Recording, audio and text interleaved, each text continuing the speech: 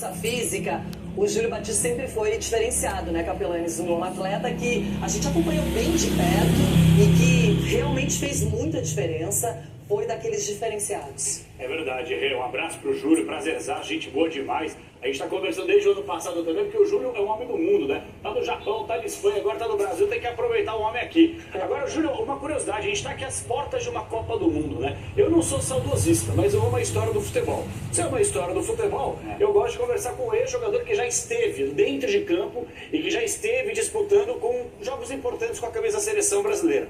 Hoje, o Júlio Batista seria tranquilamente o 10 da seleção brasileira, sem fazer força, Júlio? Não sei se seria o 10, mas acho que poderia estar na seleção, não só eu, como outros jogadores que passaram por ali também. Eu acho que o ponto da seleção não é nem os melhores jogadores, mas sim os jogadores que estão melhor nesse momento, que atravessa por uma grande carreira, por um grande momento, porque a competição da Copa do Mundo ela é muito curta. Então, você não tem tempo tanto para recuperar um jogador que não esteja num determinado momento bem durante toda a temporada. Você tem que trabalhar com essas possíveis coisas que aconteçam, né? Então, assim, mas ainda eu acredito que o Carlos Ancelotti é um treinador que sabe trabalhar muito com grandes jogadores, com jogadores de nome. Eu acho que não existiria um melhor nome para acompanhar a gente numa Copa do Mundo como essa. Acho que vai ajudar bastante, sobretudo nessa transição que outros treinadores não estavam conseguindo fazer, e eu espero que o Brasil tenha uma boa Copa do Mundo.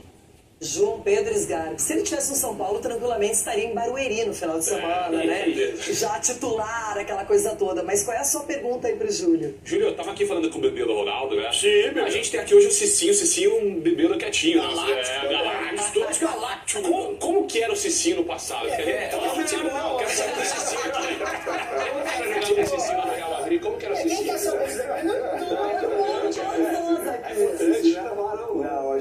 Eu acho assim, tudo na vida é importante. Acho que a gente passou momentos incríveis no Real Madrid, a nível de futebol, na Roma também, seleção brasileira, e acho que o mais importante, o melhor é o que fica, são aqueles momentos que nós passamos ali, em jogos incríveis, comemorando, fazendo coisas, verdade, assim.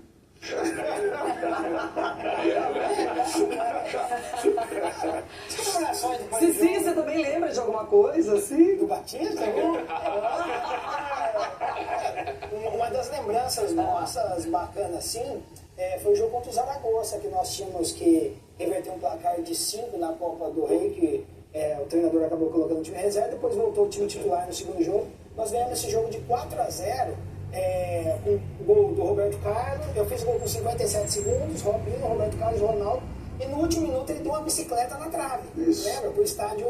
Então, lógico, nós fizemos história para os 4 brasileiros fazer gol no mesmo jogo, né? E seria o 5º do Júlio. Então, assim, nós saímos de campo super elogiado pela imprensa, torcida, Florentino no vestiário, mas foi bacana demais. Os momentos que nós vemos junto, tanto no Real Madrid quanto na Roma e também seleção brasileira, foram espetaculares. Já quero aproveitar, Renata, a deixa sobre isso que o Capelanes falou e sobre essa linha de raciocínio de treinador que é muito importante.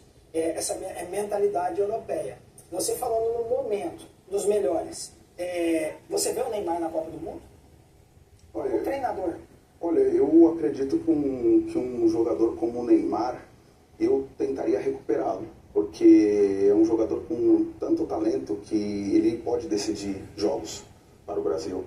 E o Ronaldo teve um pouco parecido, não assim, porque o Ronaldo teve a lesão e logo conseguiram recuperar ele para a Copa do Mundo. E por que não tentar recuperar um jogador como o Neymar para tentar trazer essa Copa do Mundo para a gente? É que a gente fica olhando e o Neymar, claro, às vezes os questionamentos, principalmente pelo aspecto físico, e na primeira entrevista o Ancelotti disse, se fisicamente ele estiver bem, pode ir para uma Copa do Mundo. Só que o aspecto que eu vejo é que não tem nenhum jogador com as características do Neymar no Brasil. Ainda não surgiu um cara que possa fazer exatamente o que ele faz ou até melhor. E aí quando nós não temos alguém que se sobressaia, realmente fica essa esperança de querer ver o Neymar de querer imaginar que em tão poucos jogos, é um período muito curto de uma Copa do Mundo, que a gente possa abrir mão disso. Eu realmente acho que é um aspecto para ser pensado até os 55 do segundo tempo, não é? Edu Dracena, capitão que jogava com o Neymar, né? Já deu umas lições. Também, na seleção, a gente pegou a seleção junto, jogamos contra também. O Júlio é um cara que eu tenho um carinho e um respeito muito grande pela história, né? E pela pessoa que ele é, não é só dentro de campo, mas fora de campo também é um cara sensacional. E assim, o que eu quero é saber assim, hoje, Júlio, você vendo o nosso futebol brasileiro, né? Você se vê de repente treinando algum time aqui no Brasil, né? E como é de repente a relação do treinador com os jogadores brasileiros hoje, se de repente mudou ou se você tem outra visão com relação a isso? Poxa, até agradeço a pergunta. Eu acredito que o Brasil ele está vindo numa transição de mudança. Muitos treinadores acabaram vindo para o Brasil, migraram justamente pela organização que ela existe como de treinamento, porque querendo ou não é o treinamento que te dá uma base para jogar, estrutura, né? Tanto na Europa como em outros lugares, por exemplo em Portugal, é um dos celeiros da forma como se estrutura treinamentos para logo esses jogadores conseguirem fazerem apresentações muito boas. E assim, eu acredito nessa base que você está falando. Eu adoraria treinar no Brasil, porque eu sou um brasileiro que teve uma formação na Europa.